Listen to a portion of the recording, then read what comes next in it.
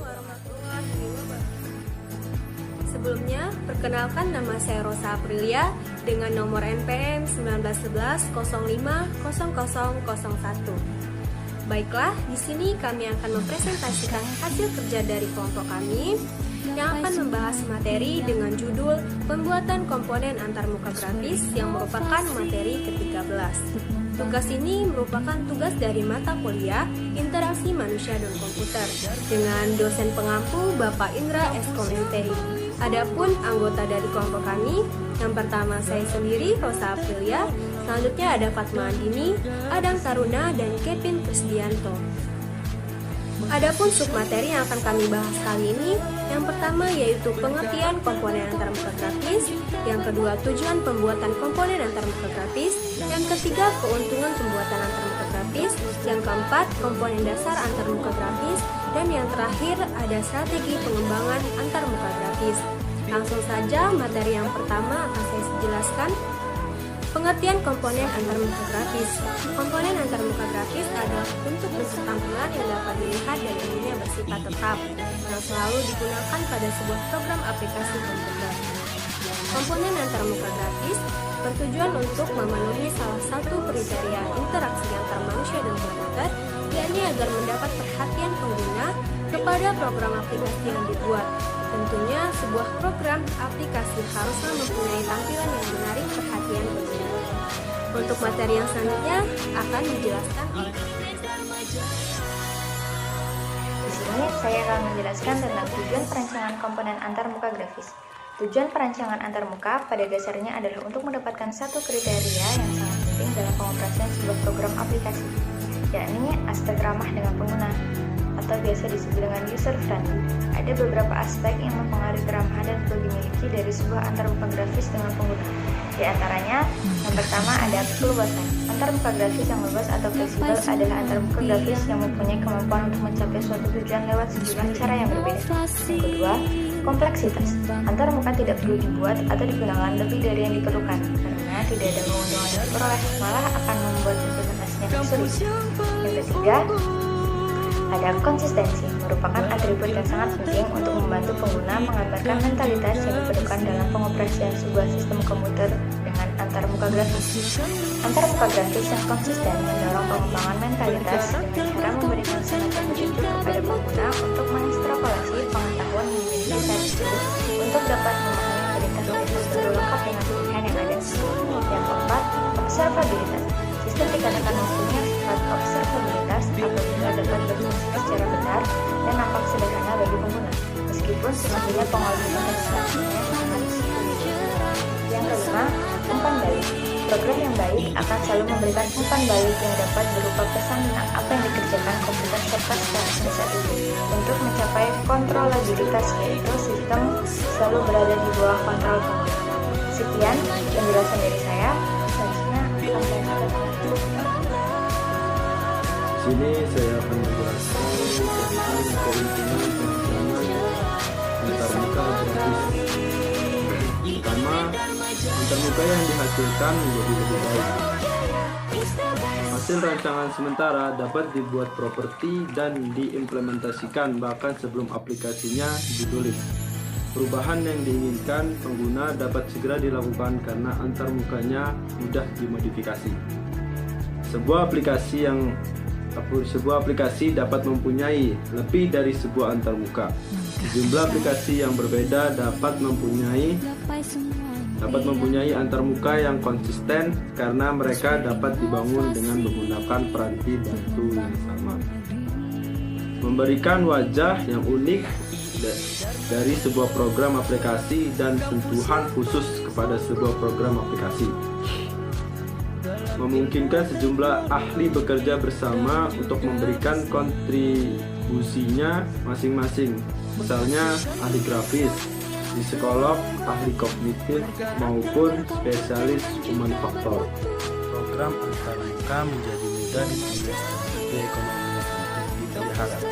Program antarmuka menjadi lebih terstruktur, lebih regular karena sudah dipisahkan dari aplikasinya. Hal ini memungkinkan pengguna untuk mengubah antarmuka tanpa mempengaruhi aplikasinya dan memungkinkan homogram untuk mengubah program aplikasi ubah antarmuka. Program antarmuka lebih reusable karena peranti baru bukan sama. Kehandalan antarmuka menjadi lebih karena program itu dibagikan secara otomatis dari arah spesifikasi yang lebih tinggi.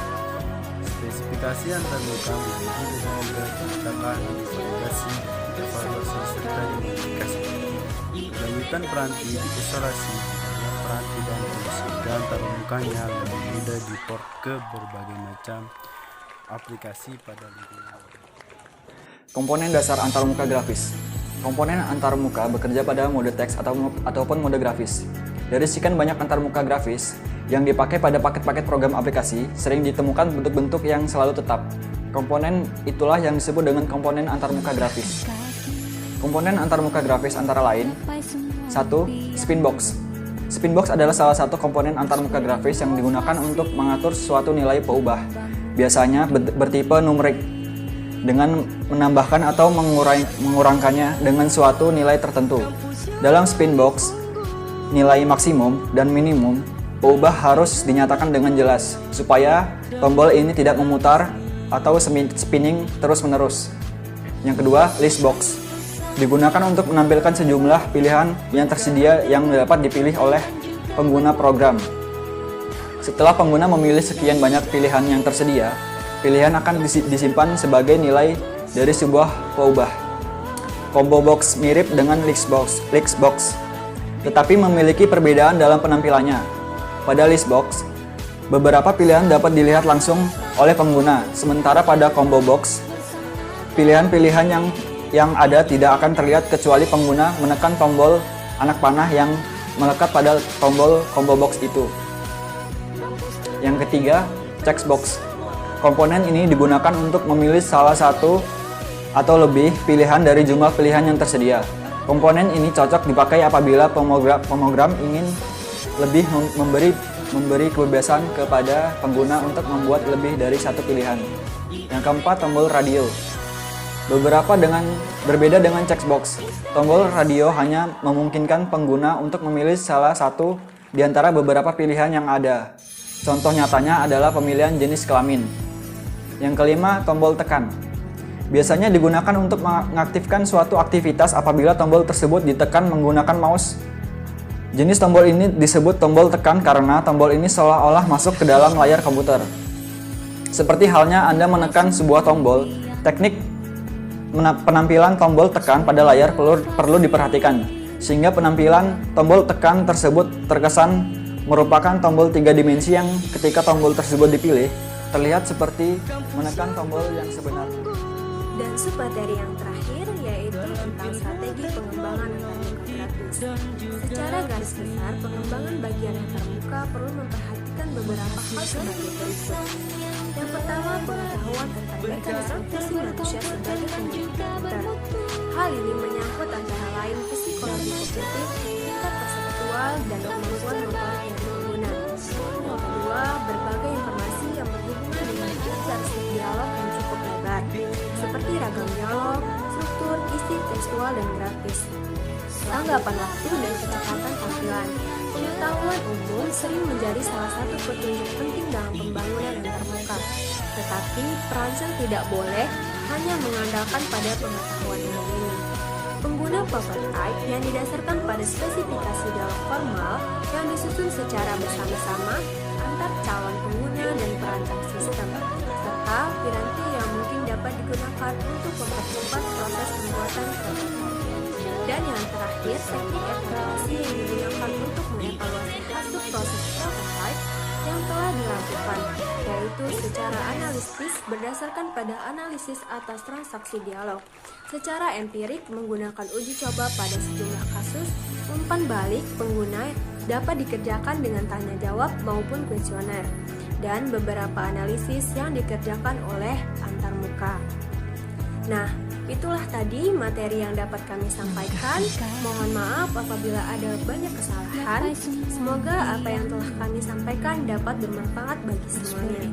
Akhir dari kami, wassalamualaikum warahmatullahi wabarakatuh. kampus yang paling unggul